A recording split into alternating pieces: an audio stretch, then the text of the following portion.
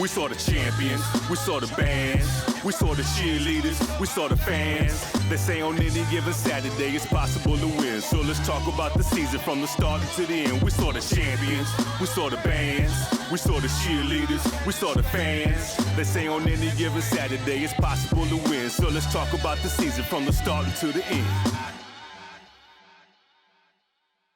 Well, fall is finally here, and as the temperatures start to cool down, thank goodness, some teams are starting to heat up in the CIAA and the SWAC, the SIAC, the MEAC, and beyond. We're going to talk about that today here on the No Huddle. Hey everyone, I'm Tolly Carr, and I'm going to have a little bit of company today because we decided to add a little flavor to the show, and straight out of Alabama State is our special co-host this week, Miss Nia Sapp. Hey Nia. Hey Tolly, thanks for having me. Well, it's Magic City week. Glad to be on the show. No, but hold on your Magic City talk. We're gonna get there in a moment. I know you're just really want to talk about that, but real quick, your favorite food at the Magic City Classic would be what? It's nothing like those burnt hot dogs. The more blacks on it, the better. Better. Okay, all right. We'll talk about the matchup as well. Maybe even a little more food, but.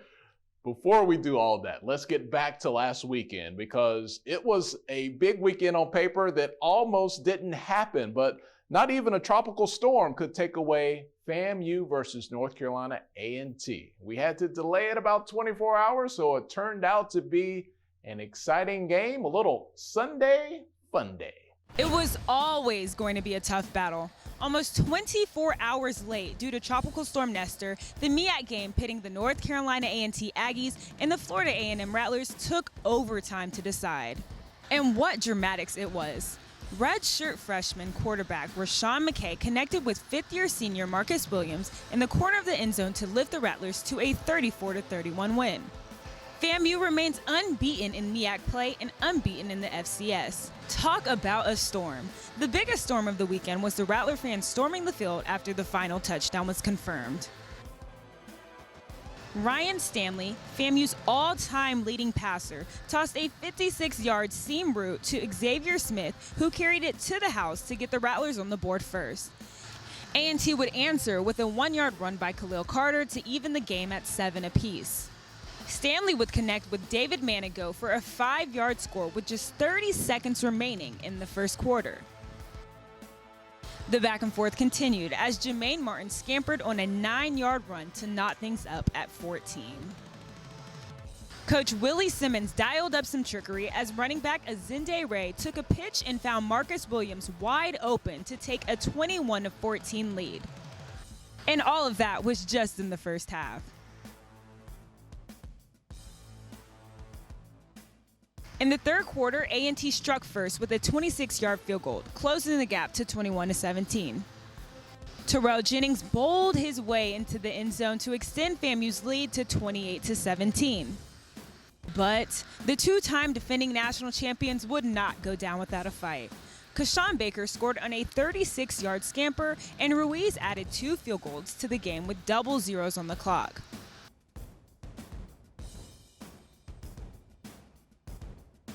With FAMU quarterback Riley Stanley sidelined, McKay threw a back shoulder pass to Williams in the end zone to seal the win.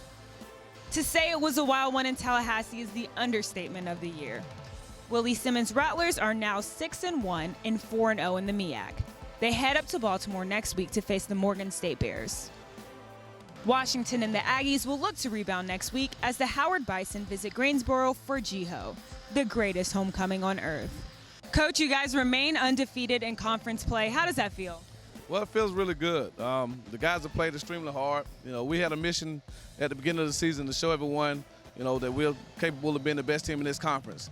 We set goals to win all of our natural rivalries, to win our home games, and that was 2 of those today. A&T being a rivalry and it being a home game. So great job by the team. Faced a lot of adversity, as always, but these guys found a way to get it done. And how did you guys prepare for, given that the storm pushed the game back a day? Well, again, we talk about overcoming any adversity that comes our way. And this week it came in the form of them moving the game back because of the storm. Of course, safety is always the number one concern for our football team, for our fans, for the administration, everyone involved. So I commend everyone who put their heads together and decided to move the game to Sunday to ensure our safety. And our guys, it gave us another day of preparation, and I thought it helped out today. And, again, our guys put all the outside noise aside and found a way to come out and get a big win. And how did you keep your team focused given the high emotions of this game? Well, we talk about it all the time. Football is an emotional game, but it's played between the lines and between the whistles. And it's all about what we do when it matters the most. Talking never wins a football game. Fighting off the field, things never win football games. It's about the team that executes the best. It's about the team that stays together and plays 60 minutes of football to the end. And our team showed that today. So again, we'll address the off the field antics because that's not indicative of who we are as a football team. But in an emotional game, you have things like that sometimes. But again, we're happy to have the win, and we'll clean up the off the field stuff later on. On my very first broadcast for HBCU Game Day, I'm Corey Staples.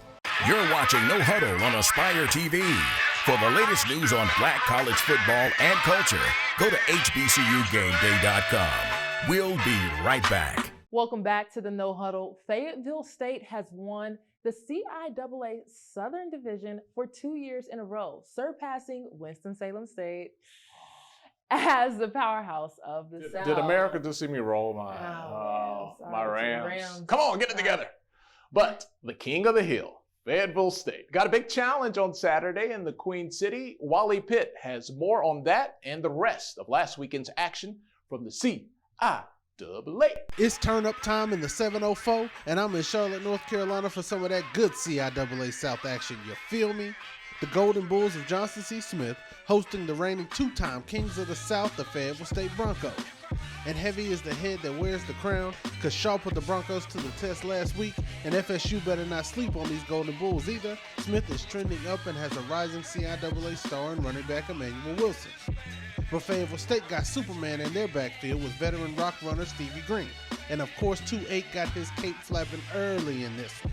Stevie Green cuts his way to a 3-yard touchdown and it's 7-0 Broncos in the first. But the young bull, Manny Wilson, he gets the pitch, makes a cut or two of his own and gets the 8-yard touchdown run. Smith takes an 8-7 lead. But Stevie Green had to show the youngster that he been running the CIAA South for a hot minute now. He walks this one in for 6, Broncos back up 14-8.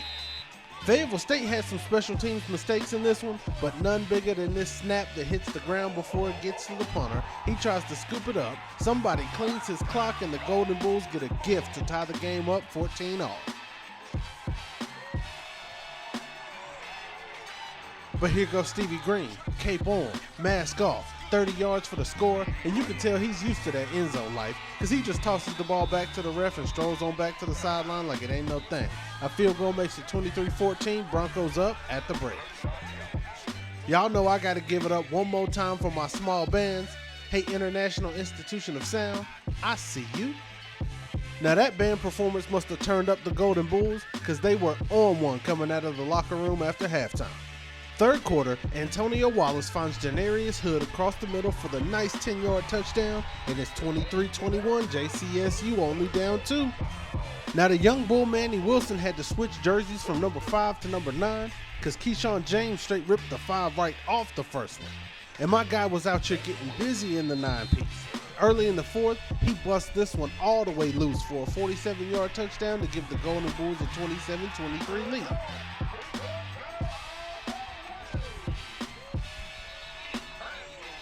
Then he takes the pitch on 4th and 1, 39 yards to the cribbo.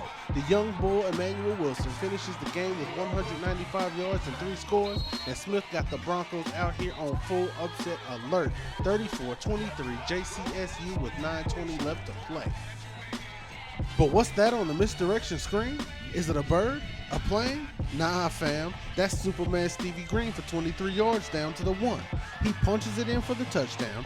34-29, Smith up with just over 6 minutes left to play. 183 yards and 4 touchdowns from Mr. Green. And I got to shout out both these great running backs we had on display in the Queen City this afternoon. But the Broncos got a D up to keep their CIAA South crown on straight. And they managed to lay hands on Manny Wilson when it mattered most. Keyshawn James took the 5 off his jersey earlier, and he took 3 up off of this run, forcing a 4th down and a Golden Bulls punt. 3.5 minutes left for Fayetteville State to try to get up out of Charlotte with the win. The Broncos' backs are against the wall on 4th down, but Richard Latmer finds Brandon Pearson-Boyd for the fumble out of bounds 1st down. On the very next play, Latmer goes right back to Brandon Pearson-Boyd, who makes an amazing grab for the touchdown. And when you come at the Kings, you best not miss. Fayetteville State back up 35-34 with 2 minutes left to play.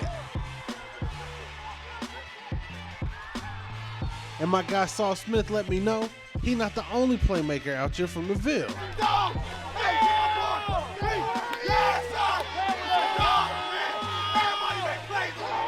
Keyshawn James gets a big sack and makes sure there wasn't about to be no miracles for the Golden Bulls on their final drive. The Broncos sneak up out of Charlotte with the CI South crown still untarnished, but FSU knows the heat is on and the rest of the division is coming at their neck. Well, we've been here before, man, and hats off to Johnson C. Smith and Coach Blunt, man. They played a hell of a game. We know it's the South, and like I've been saying, it's not going to be easy.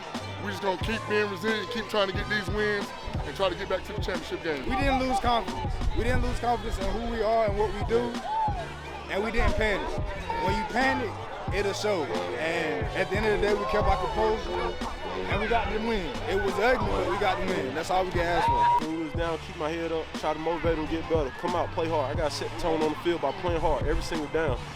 Making sure my assignment, we line up every single down. Make sure I come out, fight hard every single down. When we up, keep it even kill. When we down, keep it even kill. Try to let my pads do the talking. Well, Bowie State rolls into Rogers Stadium and they get the win over Virginia State. 24-14 is their final. Along with Stan Luter, I'm Scott Przwanski. The Bulldogs showing you, I think, and showing everyone here today why they are truly one of the best teams here, ranked number 16 in the country. I was impressed with both teams. They really came out and played some great defense and hit hard. Just a nice run there inside by Virginia State. And that's what I liked about this Virginia State team. That's Hagens. He had a nice ball game. Quarterback Cook just is going to go down as one of the best quarterbacks in Virginia State history. Gets him on the board with the 8-yard touchdown run just before the half. You've got David with the catch. And it's a nice little post-corner route. Then the second half starts.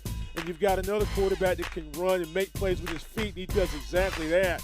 And you get Clark with the 57-yard touchdown. That kind of opened the game up, and this play kind of sealed the deal, changed the entire momentum. The block kick. Bowie State settles for the field goal by a solid kicker, and Carson. And so they're up 10.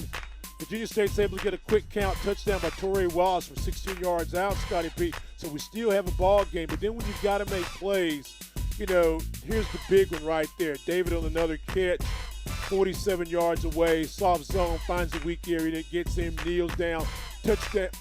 And then it's just a matter of time for Virginia State as well as for Bowie State. Virginia State, the second half of the game, really under a lot of pressure. Pryor and the rest of the guys just did a great job, Rogers. That's what you got. 24-14, our final. All right, coming up next, time to touch the SIAC because there's another big homecoming this weekend, and they claim to be the biggest and baddest around. So does G-Ho. We'll talk about the one in Atlanta that maybe gives a little competition to those Aggies. All that's coming up next, right here on the No Huddle. You're watching No Huddle on Aspire TV. For the latest news on Black college football and culture, go to HBCUGameDay.com. We'll be right back. All right, I know it's G-Ho, but there's this other homecoming this weekend. Now, maybe you've heard of it. Spellhouse, Morehouse, and Spelman. They kind of come together, do their thing in the A. Now, Nia, are you going to go with G-Ho or are you going to go with Spellhouse? Well, I'm going to have to go with G-Ho because Atlanta is my hometown. Decatur, this is Decatur talking. Decatur where it's greater. So, I kind of grew up going to, okay. So I want to taste of G-Ho. You want that new thing? Yes. Okay, I grew up in the Triad area, the 336. I'm new to Atlanta just by a couple of years. So I'm going to go with Spellhouse. But either way, no matter how you feel, they are both great events.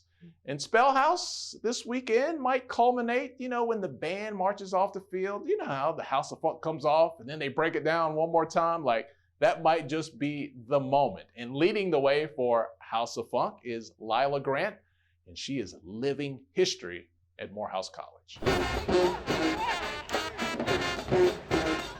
Lila Grant is back again, but she's no longer just a female drum major at an all-male school. She's the head drum major. Well, it honestly wasn't much of a transition because all of the other drum majors at the time were seniors, so they've all graduated. So this year, I'm the only one with any drum major experience still on campus. So I was kind of promoted to that just because I had to be, but it also took a lot of additional leadership training and making sure I knew what was going on to be able to, rather than just be the lead drum major, but actually a head drum major. There was training that I had to do in order to establish myself in a good position with the band, as well as the band directors, and considering myself a part of staff versus a student leader. This is a thing still, but to Lila, it's all about the work. It's not as much of a thing as it was when I first got chosen as drum major. It is still a thing though. People still come up to me and they're like, they actually refer to the interview that I did with you last year still to this day. Like, I saw your interview. Keep doing what you're doing. But because, at least for myself, because I've established myself as a leader in this band, it's not really like, oh wow, it's a woman doing the thing. It's like, Lila's in charge. That's just what it is. And female drum majors are no longer novelties. In 2019 is normal in the band world. A&M has one. Yeah, I actually met the one from Miles last year. She was there last year, but then I saw her again this year. And I'm like, hey girl. But there was one at A&M. I remember there was one of their 5 drum majors was a female. And it is a thing that I'm seeing, and it's great. And I can see we're all doing exactly what we need to be doing. It's not that big of a thing anymore, but it's also like whenever we see each other, we're like, hello, how's it going? Back in Atlanta, it's all business on Lila's watch. People tell me all the time, I don't know this song, I can't do this song, I can't figure it out. And I'll often say, okay, cool, moving on, now do it. That type of attitude. And people understand that I feel that way about everything that we do. So, and I think that's played a role in our energy that we've brought this year, getting, I guess, more involved with making the product what it is versus just leading out in front and doing what I need to. I'm actually there on the back end, making sure everything is there for the whole band rather than just for myself. Even while she's dancing, she's listening. Yes, I can, and I have. And I will be, I'll also be listening if people are playing it right. I'll also be using my peripherals to see if other people are dancing right as well. Like, you know that look that it's like a mom look? You ask anybody in this band. I have adopted my mom look, and and they know what's up. Y'all know what's up. They know what's up. They know what's up. They're like, oh gosh, let me do what I need to.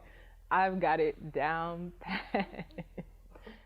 Morehouse seems to be out of the mix in the East, but in the West, Mouse, Kentucky State, and Tuskegee are all in the running for a spot in the championship. But for those Golden Tigers, it's a two-headed monster leading the way. You know, starting back in 2016 when we came in as a freshman, you know, me and him, like, we kind of like relate ourselves to Jalen and Tua. You know, during practice, it's like we competing like every down to do what we have to do, or we competing like every day to do what we have to do so that we can win like every game on the schedule. But you know, this year, you know, it's been some downfalls here and there. You know, we have to keep each other up no matter what. You know, I always told them, if nobody don't got your back, I always got your back, and I'm 10 toes down. And he know that. You can ask him to this day, and it's vice versa. You know, Ahmad is a brother to me, and I love him, man. Hey, he's a great teammate. He's a great teammate.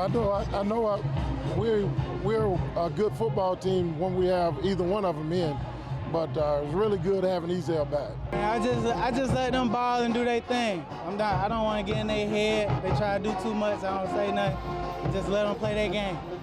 I mean, like you said, you know, a lot of people have too much ego. I'm a team guy. I'm a team guy first. You know, like, at the end of the day, I want to win. And, you know, even if you do good and you lose, nobody cares. So at the end of the day, it's a team game. If he in, I'm going to support him. I don't feel like you get blessings hating on anybody anyway. So my only goal is when I'm in, do my job. When I'm not, as you can see, I'm first got to go get him every time he do something good. So I just feel like you reciprocate that same energy and good things are bound to happen. And we get in the game and they put us in, you know, you got that 1-2 punch. You know, Ahmad he can throw a slant for about 10-yard slant, and I can take it to the crib from like 30 yards. And it's vice versa. We can do both. And I think that's what's scary about our offense. You're watching No Huddle on Aspire TV. For the latest news on Black college football and culture, go to HBCUGameDay.com. We'll be right back. Okay, with both Alabama State and Alabama A&M having the weekend off, they are now ready for the Magic City Classic. They needed that weekend. They needed 14 days to woosah, because it is a big event. We're not talking about a weekend event. It is a week-long event. Your prediction still to come. We'll get to it in a minute, but Birmingham is going to be on fire. Oh, yeah. We talked to both coaches before the season started and asked exactly what this classic means to both programs. So it was the biggest classic that I've ever been associated with. It was everything that everybody said it would be, and probably a little bit more. You know, like I say, they was tailgating on Wednesday. The parking lot was full on Wednesday with tailgaters. I think that the fans take a week of vacation of the Classic, and they get there on Monday and Tuesday, and they start grilling on Wednesday and Thursday and Friday and Saturday and probably a little bit Sunday morning. And it was just a great atmosphere outside the stadium when we pulled up to see all the tailgaters, and not only that, all the houses half a mile or a quarter of a mile around the stadium had somebody tailgating or partying or a tent set up or something in the yards. It was like, are you serious? It was unbelievable to see, a sight to see. And I've been telling everybody, you know, if you're gonna come to one game, come to the Classic. It's unbelievable. You have a great time outside the stadium, before the game, after the game, and then, of course, be able to come into the game and watch a great football game. You know, anytime you have a Classic that has consistency, our fans know that there's always going to be that last weekend in October, and there's always going to be in Birmingham. So, and when you're dealing with our fans, they need to know when they're going to spend their money, how they're going to spend their money, and they're able to plan for it up front.